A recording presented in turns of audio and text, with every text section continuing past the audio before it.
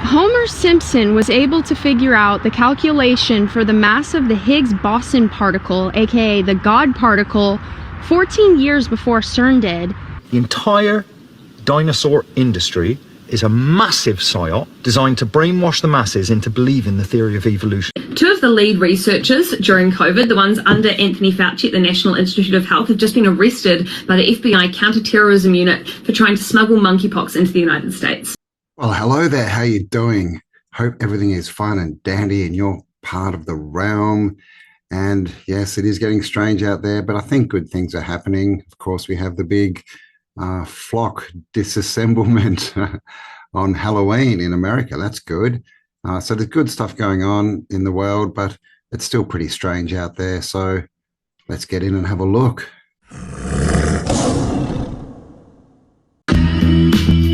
Believe the earth is flat? I know the earth is flat. Seriously?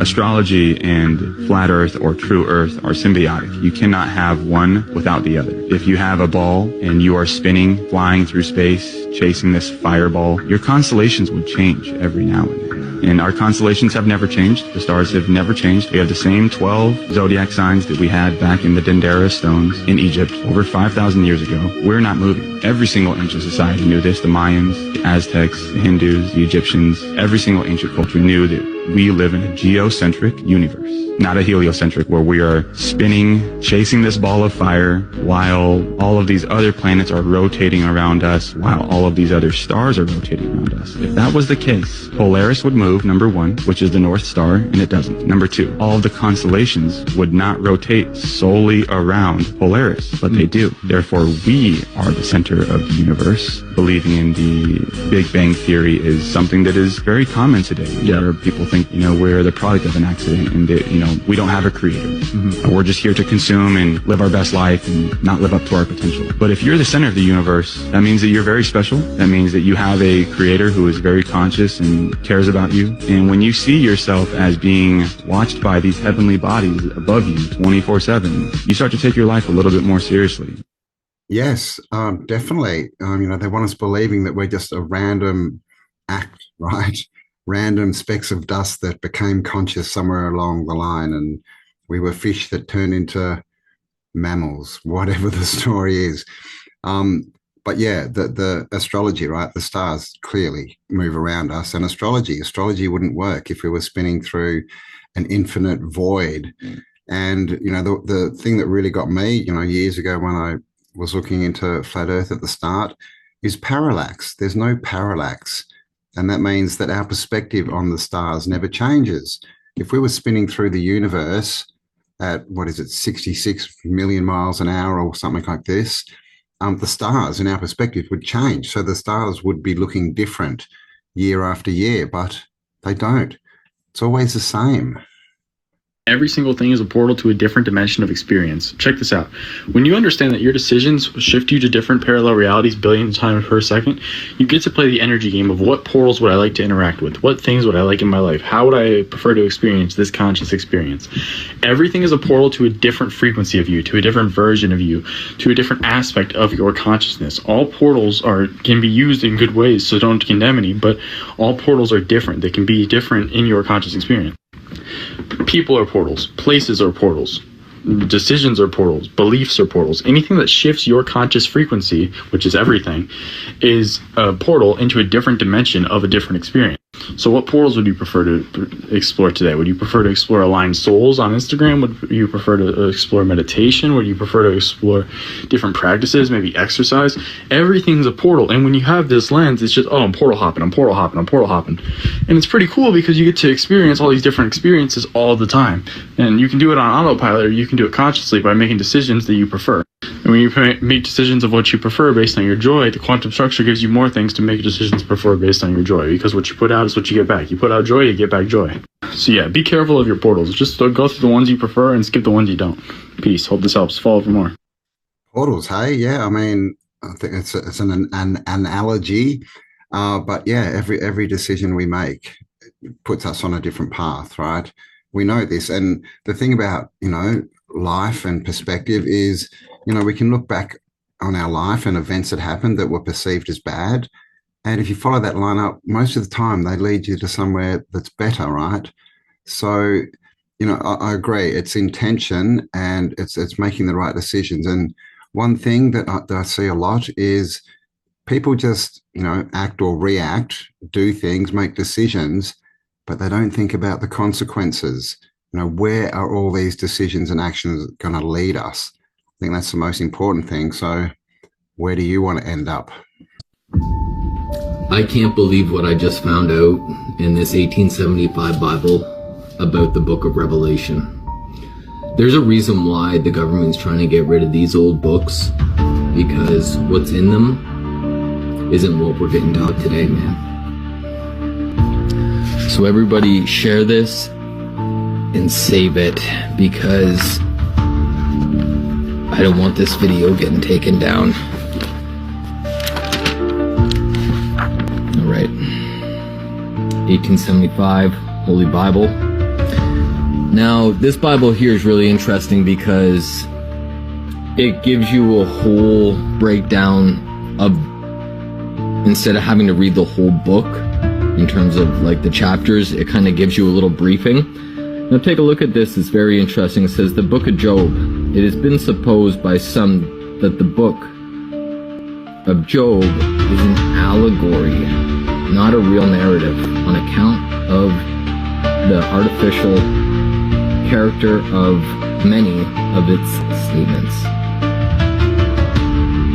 Now I'm just reading from the book. This isn't any type of what I think, it's just we're just reading through it, okay? So this is the book of Revelation here, and this is what it has to say about Revelation, okay? First it says, it seems to have been written to comfort the early churches under persecution, and its keynote is the success of the new religion over every opposition. A little weird if it hasn't happened yet, right? Okay. So just bear with me, as I'm not the best reader. 2 cities are mentioned as overthrown, and a third is established on their ruins. By Sodom is meant Jerusalem, as evident from the mention of the temple and holy city. By Babylon, it's meant Rome. These 2 cities are overthrown, and the new Jerusalem is established. Interesting. Jerusalem is a symbol of Judaism, and Babylon of paganism. Both of which. Interesting. A few name changes there, right? Rome being Babylon. Yeah, very interesting. And of course, this is how they change history, right? His story. It's a story, and they change it. And clearly, there's proof that the books we have today have been altered from what they originally were. And that's been done to take the truth away so that we don't know what the truth is. And it's been turned into a program so that we look, at the experts, right, for answers and listen to what they say, because, all these books and stories are all now based on fear, when in the start, they were based on teaching us to be free and how to free ourselves. This is Gary, Indiana, right now in America. It's like a horror movie out here. We've got helicopters everywhere. The roads are parking lots. It's like we're all trying to exit town, and there's no gas, no power, nowhere to go. We're stuck. The car is officially off, no gas. It's hot. We got all the doors open. And Admir's annoyed, so I'm going to stop updating you guys. He wants me to sit here in hot silence and just burn up and do nothing. Literally, this is so nuts.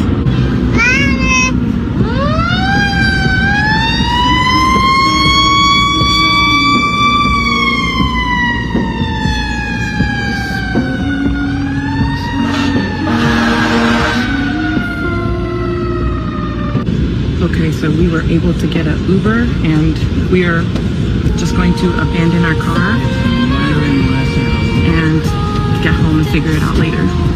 What you guys need to understand is that this is a trial run for everybody. We can't just sit here and act like this is not a big deal, because this could be any of us. This is in our own country. So many people are out there with no electricity, no nothing, and there's no urgency in this place. You wanna know why? Because the people who run this whole thing, they don't give a fuck about human life. This is what you guys need to understand. The system is not your friend. It's not here for you. This could be any of us. Wake up, people. Start stocking up. Start preparing. Start building community. This is what I'm here for. Tap in. Let's really start building community. We got to do something, bro. Gary, Indiana is with no electricity, and this is in our country in 2026 with no urgency to help people. We got to do something, people. Wake up. We got to do something. Shout out to everybody over there. Stay strong. Keep your head up. You know what I'm saying, guys? We need change in this world. We need change in this world, bro. I agree. Community's the way forward, right? Together we are strong. And Gary, Indiana, you know, thoughts to everyone who's out there. As far as I know, they've been without power for a week now, 7 days. They're running out of petrol. I'm not sure what the food situation is, but no power. I've also heard there's a lot of crime going on because it's pitch black at night, right? So, yeah, everyone in Indiana, hope you're doing all right. And of course, not to mention the data centers, right, that are sucking all the energy up. And we now have a state that has no energy, but they are pushing forward with their AI data center agenda. So like that guy said, the government is not your friend.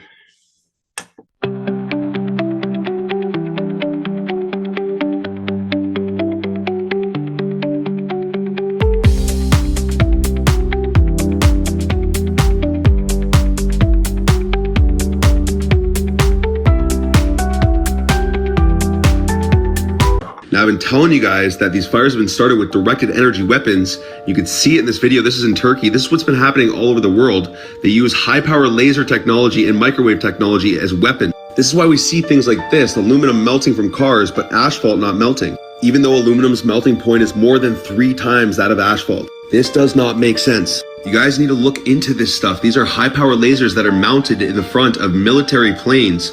Like, these are directed energy weapons, guys, and this is what's been causing all of these fires all over the world. This is not climate change. They have been dropping chemicals like barium and aluminum on us all our lives, and when the trees soak this up, they become highly flammable. That's why they're starting these fires like this. And they're doing all of this because they're trying to force us into 15-minute smart cities that are going to be governed by AI. This is going to be 100% control. This is also why they're pushing electric cars, because they can shut your car off. Everything is going to be monitored, including how and if you can spend money. These sick psychopaths want you eating the goddamn bugs, so you guys better wake up and not let this become a reality for you. Peace and love. Dew weapons, and that's DEW, just so there's no confusion. Yeah, I think we're all onto this, right? We've seen it happen. That was Paradise in California, Maui, it was Georgia, was it? You know, many other places, you know, like you said, Turkey, around the world. This is all an attack. This is an attack on us. This is the invaders still going forward with their invasion plan. And like you said, it's to get us all into 15-minute cities and to be controllable. But, you know, when I see all these images, reminds me of the images we see back from the 1850s and 60s. Notice no soot, no burning on nearly any of these photos. Brick is just completely turned to rubble. People standing around posing like they're on vacation in very well-to-do attire. No soot or dirtiness on any of their clothes. Their undershirts are pure white. They even got their little bowler hats and top hats, right? And that's very odd. I mean, look at this. Telephone pole spared. This whole palace-like building completely turned to rubble. None of it makes sense when you look at any of these great fire photos. Again, trees completely spared, utility poles completely spared. This building is in complete rubble. No signs of soot, fire damage, scorching at all in nearly any of these photos, right? I mean, what was on fire in this photo at all? It just looks like a bomb went off, like some kind of seismic charge, some kind of reset event. And all these well-dressed people you see popping all around here, these little carriages, they're the inheritors rolling into the scenes of these cities in ruin. Going to find their free masonry, right? Their free masonry buildings. And yeah, like he said, in that, all the telephone poles are still standing. They're wooden. The trees are still there, but the buildings have been destroyed. And it is very similar to what we have seen in these fires, right? Where The houses are getting destroyed and all the trees around them are fine. So was it the same technology that they were using back then? Was this the first part of the invasion? And now, because they have no creativity, they can't have new ideas, the L-ites, they just replay the same script over and over again. So, yeah, what do you think? Leave me your thoughts below. Today I am at the alignment of Karnak in France, and I channeled something. This is going to be totally woo-woo and non-scientific, so if that's not your kind of jam, swipe up. The alignments of Karnak are really huge standing stones in row formations, thousands of them, and connected and channeled the stones and asked them what it was about, because obviously, like anything from ancient history, we have no idea what it was used for. What the stones showed me is that it worked exactly like a circuit board nowadays in a computer.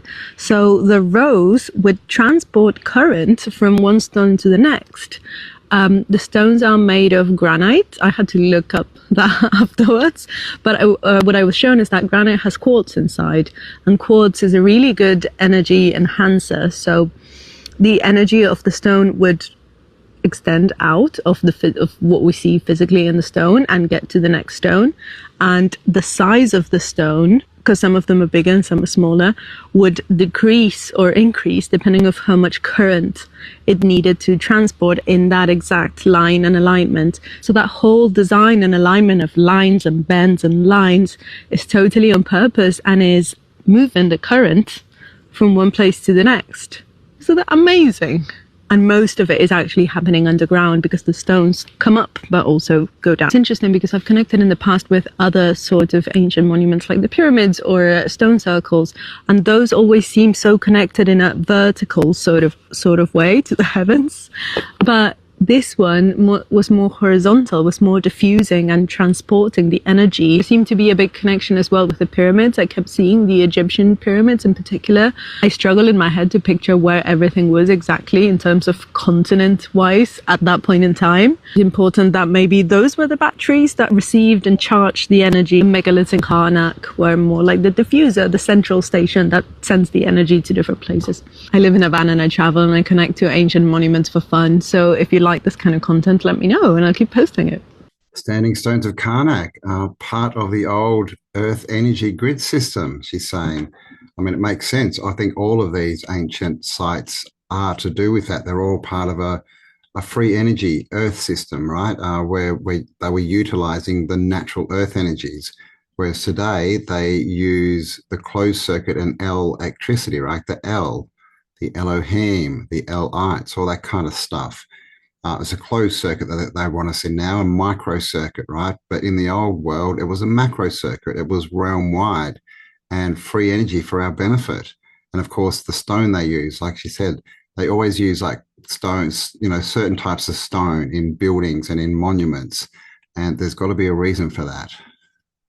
This is all alleged and for educational and entertainment purposes only. These mythical creatures, the potential of them actually existing and being like demonic entities, right? And this day and age, I feel like everything we've been told, that we've been taught, yes. So gnomes, fairies, pixies, mermaids. This one scientist was talking about, there are canals that connect all 7 oceans.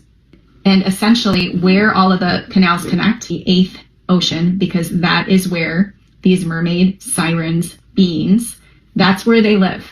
And apparently, allegedly, what some people say is that a lot of these sightings happen around the entryways to those canals. There are stories of fishermen in Lake Superior and Lake Michigan of siren sightings. How does this come to be, you ask? Okay, where else would that make sense unless where sirens and mermaids come from, the group of angels that came down and they mated with women.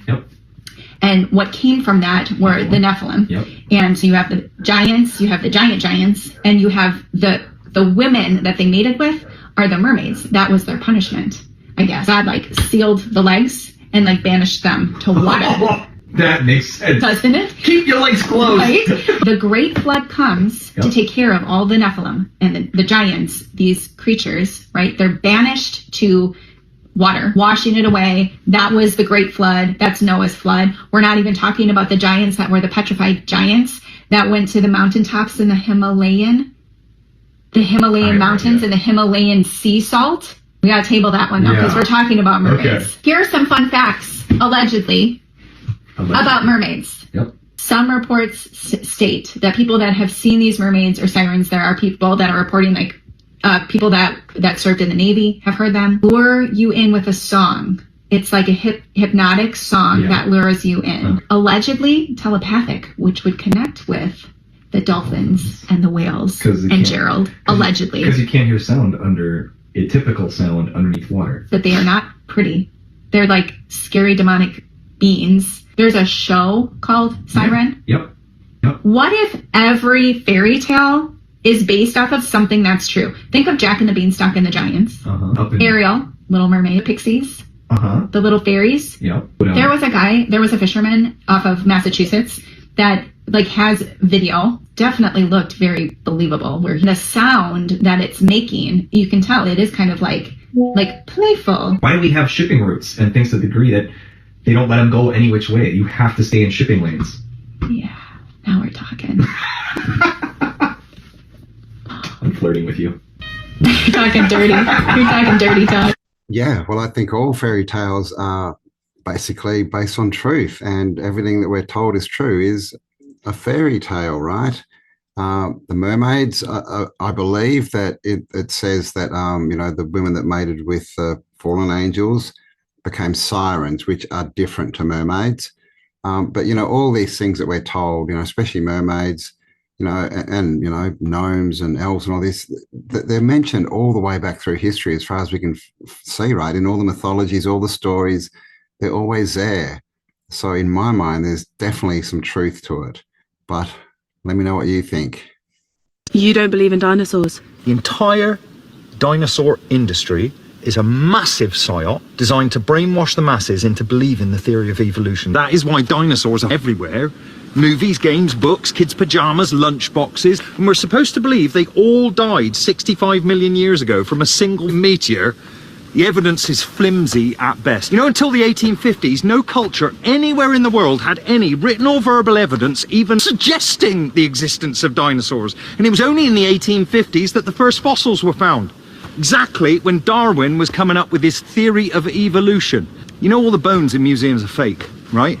They even tell you they're fake. That big T-Rex they got in the Natural History Museum, fake. Says so on a plaque right in front of it. These bones were made in China. No, the real bones, they're kept under lock and key. Far too valuable for plebs like us to see. No. Only top paleontologists are allowed to see them. Dave, come on. I don't care about dinosaurs. Oh, well, do you care about dinosaurs? Yeah, I don't believe them. Another point is that the word dinosaur, thunder lizard, was coined in 1848, I believe, 2 years before they found the first bone. Pretty synchronistic, that one, hey? But yeah, I think it's just to push their theory of evolution, right, which I don't believe in. There's very flimsy evidence for that as well.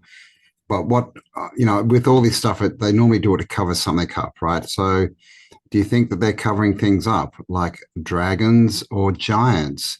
And so they make this story so that when people dig up a giant bone or a dragon bone, they can just say, that's just a dinosaur. We'll take that. We'll take that bone, thank you. We'll go and study it. You don't need to know anymore. And then they lock it away and no one gets to see it. Homer Simpson was able to figure out the calculation for the mass of the Higgs-boson particle, aka the God particle, 14 years before CERN did, and that equation was worth $13.5 billion. So, is everything a stage? I don't even know anymore, but this is my driver. Are you kidding me? This is the particle accelerator that they're building in CERN, for context. And you just casually put that in a cartoon? Something just doesn't make sense there, but whatever. Well, I've said it before and I'll say it again. The Simpsons is predictive programming. It is not predicting the future. It is telling us the script that has already been written, right? They're just letting bits out, but they already knew that the Higgs boson and all these kind of things, or everything we see on The Simpsons, they already knew, and they're just putting it out into, you know, the collective consciousness, so that when they put it out there, we accept it more. It's just predictive programming. If you hold a sable in your hands, it may seem to power off the very next second, but it's not playing dead. Sables are able to fall into a deep sleep almost instantly. This remarkable ability helps them conserve energy during food-scarce winters and may also reduce their chances of being noticed by predators. Pet sables are incredibly curious about everything their owners do. They'll stand up to watch you prepare food, and when you get under the covers, they'll eagerly chase your feet, almost like a cat. They're also wonderfully mischievous. They may accidentally knock over furniture, and if they discover a pet water fountain, they'll happily play in it until they're completely soaked. Despite all that confidence at home, they're surprisingly timid, much like cats. If you take one outside, it will quickly climb onto you. Only after burrowing inside your clothes does it finally seem to feel safe. That's because, in the wild, sables usually make their homes inside tree hollows. Small, enclosed spaces give them a strong sense of security. So instead of the cozy bed you carefully prepared, they're much more likely to curl up inside a cardboard box. Very cute. Sables. I did not know that you could keep sables as pets. I mean, they look like miniature bears. Well, when it was standing up, you know, they're like a mongoose or something. Do you have a sable? Have you ever seen a live sable? I've never seen one, but they do look very cool. Two of the lead researchers during COVID, the ones under Anthony Fauci at the National Institute of Health, have just been arrested by the FBI counterterrorism unit for trying to smuggle monkeypox into the United States. Yeah, his name's Vincent Munster. He's the lead researcher under the NIH. And then there was Claude Quay. I'll put their photos up. They're still listed on the NIH website. They've been arrested by the counterterrorism unit of the FBI. They're currently under investigation. They lied to customs. They were trying to smuggle pathogens in. And yet every single media in New Zealand has not picked up the story. So bizarre. Huge story. Massive international story. Are we still meant to trust the science? Trust the scientists? After years and years and years of realizing, ooh, maybe they weren't 100% right, and now they're arrested by the counterterrorism units for trying to smuggle in pathogens, and no one should care. Don't question it, don't care about it, don't even talk about it. Because guys, Jacinda Ardern told us, we're all safe, trust the science. Trust them, of course.